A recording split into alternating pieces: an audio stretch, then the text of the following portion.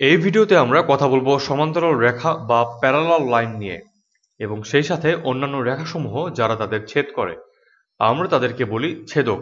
তাহলে প্রথমেই দেখা যাক সমান্তরাল বলতে বা সমান্তরাল রেখা বলতে আমরা কি বুঝি। একটা সংজ্ঞা আমরা দিতে পারি সহজে, যেটা এই ভিডিওর জন্য উপযোগী বলা যায়। সেটা হলো একই সমতলে অবস্থিত দুটি রেখা। সমতল বলতে আমি বলতে চাচ্ছি কোনো দ্বিমাত্রিক তল। যেমন ধরো এই পর্দাটি একটি সমতল। তাহলে একই সমতলে অবস্থিত দুটি রেখা যারা পরস্পরকে কখনো ছেদ করে না। যেমন এই রেখাটি আমি আমার সাধ্যমতো আঁকার চেষ্টা করছি।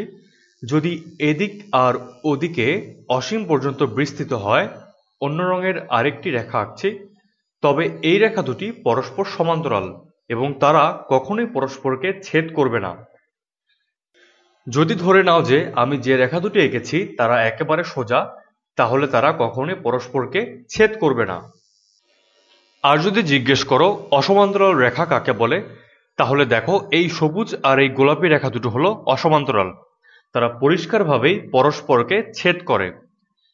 তাহলে এখানকার এই রেখা দুটো হলো সমান্তরাল। কখনো কখনো আবার একটা তীর চিহ্ন দিয়ে নির্দেশ করা হয় যে এরা সমান্তরাল। কখনো কখনো দুইয়ের অধিক রেখাও হতে পারে। তোমাকে কেবল ভাবতে হবে যে এই রেখাগুলি কখনো একটা আরেকটাকে ছেদ করবে না। আমরা এখন দেখব কি ঘটে যখন এই সমান্তরাল রেখাগুলিকে তৃতীয় আরেকটি রেখা ছেদ করে। আমি একে দেখাচ্ছি, এই যে এরকম একটি রেখা। আমরা এ ধরনের রেখাকে বলি ছেদক, কারণ এরা অন্য রেখাগুলিকে ছেদ করে। এখন যখনই এ ধরনের ঘটনা ঘটে, তখন উৎপন্ন কোণগুলির মধ্যে একটা লক্ষণীয় ব্যাপার দেখা যায়। এগুলি বহু পরীক্ষায় আসে, তাই আমাদের মনে হয় এই ব্যাপারগুলি একটু ভালোভাবে বুঝে নেওয়া প্রয়োজন। তাহলে রেখা দুটো সমান্তরাল হলে আমরা ধরে নিচ্ছি এরা সমান্তরাল, অনুরূপ কোণগুলিও সমান্তরাল হবে। নিশ্চয়ই বুঝতে পারছো যে এই ম্যাজেন্টা রঙের রেখাটি এই হলুদ রঙের রেখাটিকে ছেদ করায় চারটি কোণ উৎপন্ন হয়েছে। প্রথমে এই সবুজ রঙের কোণটি, এরপর এই কমলা রঙের আরেকটি কোণ, এরপর এর পাশেই এই গাঢ় সবুজ রঙের আরেকটি কোণ এবং সবশেষে এই নীলচে রঙের এই কোণটি। এই হলো সর্বমোট চারটি কোণ। এখন আমরা অনুরূপ কোণ বলতে, যেমন এই সবুজ কোণটি অনুরূপ কোণ হবে এই কোণটির সাথে। এটাকেও সবুজ রং দিয়ে নির্দেশ করি। এই কোণ দুটো হলো অনুরূপ কোণ। এই কোণ দুটো হলো অনুরূপ কোণ এবং তারা পরস্পর সমান। তাহলে দেখতে পাচ্ছ যে তারা পরস্পর সমান।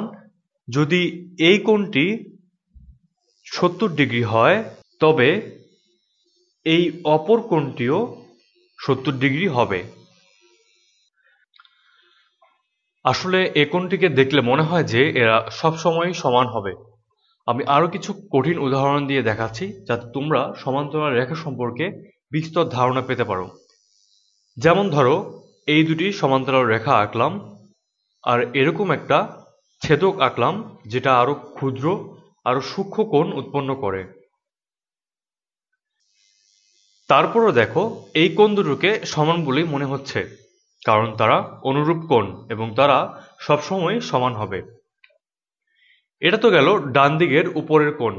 বাকি চারটি কোণ ও তাদের অনুরূপ কোণগুলিও পরস্পর সমান হবে।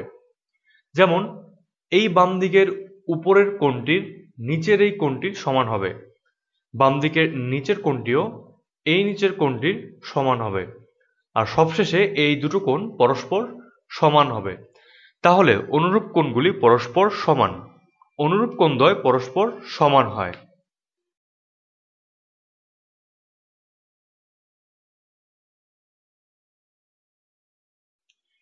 এটা সমান এটা, এবং এটার সমান হবে এটা, এবং এই কোণটির সমান হবে এই কোণটি।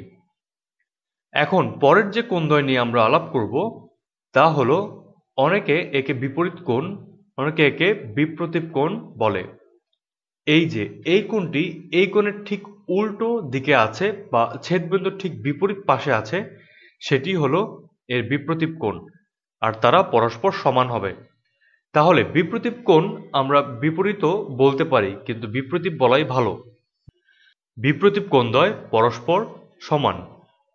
এটা 70 ডিগ্রি হলে এটাও 70 ডিগ্রি, আবার এটাও যেহেতু 70 ডিগ্রি তার মানে এটাও 70 ডিগ্রি।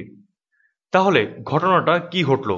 এটা 70 ডিগ্রি হওয়ায় এটা 70 ডিগ্রি হবে, আবার এটা আর এটা সমান হওয়ায় এ দুটো পরস্পরের সমান হবে, অর্থাৎ 70 ডিগ্রি হবে। তার মানে এ দুটো একই কোণ। এখন সর্বশেষ যেটা নিয়ে আমরা কথা বলবো, আমার মনে হয় তোমরা এতক্ষণে ধরে ফেলেছো এই কমলা রঙের কোণ আর এই সবুজ রঙের কোণ দুটোর মধ্যকার সম্পর্ক নিয়ে। লক্ষ্য করলে দেখবে যে কোণ দুটোকে যোগ করলে তারা অর্ধবৃত্তাকার কোণ পাওয়া যায়। এই যে প্রথমে এই সবুজ কোণ আর এই কমলা কোণ যোগ করলে আমরা পাই একটা অর্ধবৃত্তাকার কোণ, অর্থাৎ 180 ডিগ্রি। তাহলে এই দুটি কোণ এক হয়ে 180 ডিগ্রি কোণ উৎপন্ন করে, অর্থাৎ তারা পরস্পর সম্পূরক কোণ। সম্পূরক কোণের ব্যাপারে আমরা অন্য একটি ভিডিওতে জানতে পারবো। শুধু জেনে রাখো যে সম্পূরক কোণদ্বয় একই সরল রেখায় থাকে বা অর্ধবৃত্তাকার কোণ উৎপন্ন করে। এখন যদি এই কোণ হয় 70 ডিগ্রি, তাহলে এই কোণ নিশ্চয়ই 110 ডিগ্রি, কারণ তাদের যোগফল 180 ডিগ্রি। এখন যদি এই কোণ 110 ডিগ্রি হয়, তবে এই কোণের ব্যাপারে আমরা কি বলতে পারি? এই কোণও নিশ্চয়ই 110 ডিগ্রি, কারণ তারা বিপ্রতীপ কোণ। আবার দেখো, এই কোণের অনুরূপ কোণ হচ্ছে এই কোণ, তার মানে এটাও 110 ডিগ্রি। আবার তুমি বলতে পারতে, যেহেতু এই কোণটি 70 ডিগ্রি, তাই এটি সম্পূরক কোণ হওয়ায় 110 ডিগ্রি। আবার হয়তো বলতে পারতে, এই দুটি অনুরূপ কোণ, তাই এটিও 110 ডিগ্রি। আবার দেখো, এই দুটো পরস্পরের বিপ্রতীপ কোণ, তাই তারা পরস্পর সমান ও 110 ডিগ্রি। আবার বলা যায়, এই দুটো পরস্পর সম্পূরক কোণ, তাই তাদের যোগফল হবে 180 ডিগ্রি। আবার এই দুটো সম্পূরক কোণ, তাই তাদের যোগফলও 180 ডিগ্রি। তাহলে দেখতেই পাচ্ছ কোনটা কোন কোণ সেটা বের করার এক গাদা উপায় রয়েছে। পরের ভিডিওগুলোতে তোমরা দেখতে পাবে যে একটা কোণের মান জানা থাকলেই কিভাবে বাকি সবগুলোর মান বের করা যায়।